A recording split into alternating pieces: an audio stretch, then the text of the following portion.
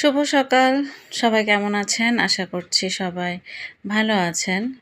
আমিও আলহামদুলিল্লাহ আল্লাহর রহমতে ভালো আছি। সকাল সকাল এখানে আমি ব্রেকফাস্ট দিয়ে আজকের ব্লগটা শুরু করছি। দূরে কাছে যে যেখান থেকে আমার আজকের ব্লগটি দেখছেন, আশা করছি ভিডিওটা আমার সাথে পুরোটা থাকবেন। তো আজকে ব্রেকফাস্টে আমি নিয়েছিলাম ওভারনাইট সোক চিয়া মিল্ক আর বানানা, ম্যাঙ্গো আর পামকিন সিডস।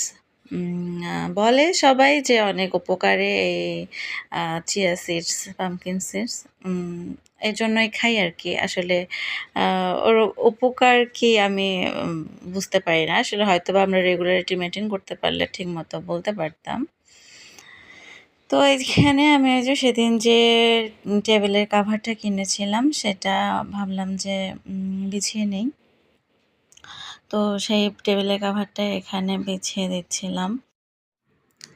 টেবিলের কাভার সেটটা যদিও 6 চেয়ারের, এখানে আমার 4 চেয়ার আছে। তো বাসা ছোট কারণে আমি আসলে 6 চেয়ারটা সেট করতে পারি না। ডাইনিং স্পেসটা একদমই ছোট, যার জন্য 4টা চেয়ারেই আমি কাভারগুলো লাগিয়ে নেব, আর 2টো এক্সট্রা থেকে যাবে। তো সেদিন আমি একটু বাইরে গিয়েছিলাম জুয়েলারির দোকানে, একটু স্পেশাল কিছু কিনবো। তো সেই ভিডিওটাই আজকে আপনাদের সাথে শেয়ার করব। তো এখানে আমি তো কাঁঠালের বিচি ছুলে ধুয়ে নিয়েছি। মেয়ে অনেক ইচ্ছে করছে নাকি কাঁঠালের বিচির ভর্তা খেতে। তো আমি বললাম আচ্ছা ঠিক আছে, আমি প্রেশার কুকারে সিদ্ধ করে দিচ্ছি। ওর নাকি আর কিছুই খেতে ইচ্ছা করছে না। বুঝতেই পারছেন, কোরবানের পরে আসলে সবারই রুচির খানিকটা ভিন্নতি হয়েছে আর কি। তো ওর নাকি খুবই ইচ্ছা করছে কাঁঠালের বিচি ভর্তা খাবে। তো আমি বললাম যে আধা ভাঙা খাবে? তো ও বলছে না, একদম সফট যেটা হয় সেই ভর্তাটাই খাবো। তো এই জন্য আমি, এটা তো প্রেশার কুকারে সিদ্ধ করা ছাড়া আসলে হবে না, অনেক সময় সাপেক্ষ। এই জন্য আমি প্রেশার কুকারেই সবগুলো বিচি সিদ্ধ বসিয়ে দিলাম। আর হচ্ছে তো এখানে আমি সবগুলো বিচি সুন্দরভাবে সফট হয়ে গিয়েছে। তো আমি এখানে মথে নিয়েছি কাঁচা লঙ্কা ভাজা, পেঁয়াজ ভাজা, সর্ষের তেল, রসুন ভাজা, এসব মিলিয়ে ভর্তাটা আমি এখানে করে নিচ্ছি। তো আসলে অনেক সুস্বাদু হয়েছিল। এই বছরের প্রথম কাঁঠাল বিচি ভর্তা খেয়েছিলাম সেদিন, মাশাল্লাহ। তো মেয়ে তো বলে রেখেছে আগেই যে আজকে শুধু সে ভর্তা দিয়েই ভাত খাবে। এরকম সফট ভর্তা নাকি ওর বেশি পছন্দ। তো আমার আবার এই আধা ভাঙা ভেজে যেই ভর্তাটা করে ওটা বেশি পছন্দ, কিন্তু আজকে মেয়ের পছন্দেই ভর্তাটা করা হলো। তো মেয়েকে দিয়ে দিলাম ভাতের মধ্যে ভর্তা আর সাথে একটা শুকনো মরিচ ভাজা। তো আমিও সাথে খেয়ে নিয়েছিলাম। তো তারপরে তো বেরিয়ে গিয়েছিলাম, একটু জুয়েলারির দোকানে যাব।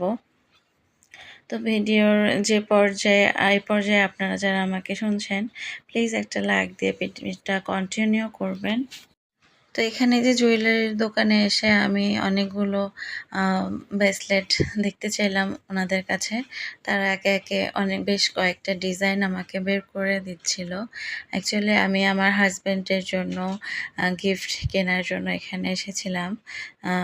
তো ওর হাতের একটা জেন্টস ব্রেসলেট আমার দেয়ার ইচ্ছা, সেজন্যই আসলে দেখতে এসেছি কেমন কি আসলে। সামনে আমাদের একটা বিশেষ দিন আছে, সেই উপলক্ষে আর কি। তো ওরা বেশ কয়েকটা ডিজাইনই আমাকে দেখিয়ে দিচ্ছিল। মোটামুটি আমি আসলে বুঝতে পারছিলাম না কোনটা নেব, কি ভালো করে দেখছিলাম। তো অনেকগুলো ডিজাইনই ছিল, মোটামুটি ভালোই লাগছিল।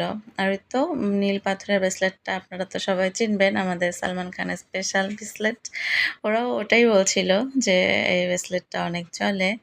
তো যার হোক, এখন তো বাসায় আমি একটা নিয়ে চলে এসেছিলাম, সেটাই আপনাদের সাথে দেখিয়ে দেব এখন।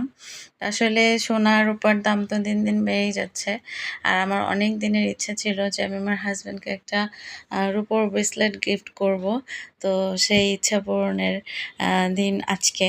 তো আল্লাহ তৌফিক দান করেছিল, আর আসলে সেজন্যই আর কি। এই তো আপনাদের দেখিয়ে দিলাম আমি ফাইনালি কোন ডিজাইনটা নিয়েছি।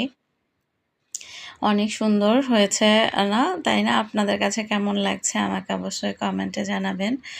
আর আমার চ্যানেলে নতুন হলে প্লিজ চ্যানেলটাকে সাবস্ক্রাইব করে আমার চ্যানেলের পাশে থাকবেন।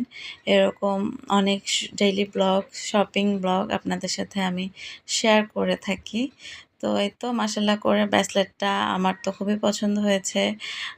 অনেক ওয়েটের, 22 ক্যারেট রূপোর এটা। তো আসলে সোনা রূপা আমরা যাই নেই না কেন, শৌখিনতার বশে নেই না কেন, কিন্তু আসলে এটা দিন শেষে আমাদের একটা অ্যাসেট হিসেবেই থাকে। তো আপনাদের কাছে কেমন লেগেছে আমাকে অবশ্যই জানাবেন। আমার কাছে এই ডিজাইনটাই ভালো লেগেছে। অনেকগুলো ডিজাইন তারা দেখিয়েছে। তো অনেক ওয়েট, এটা হেভি, প্রায় 2.5-3 ভরির মতো ওজন হবে।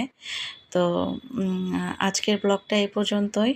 সবাই ভালো থাকবেন, সবাইকে ভালো রাখবেন, দোয়াতে আমাকে মনে রাখবেন। পরবর্তীতে আমাদের একটি স্পেশাল দিনের ব্লগ নিয়ে আপনাদের সাথে চলে আসবো ইনশাল্লাহ। ততক্ষণ পর্যন্ত আল্লাহ হাফেজ।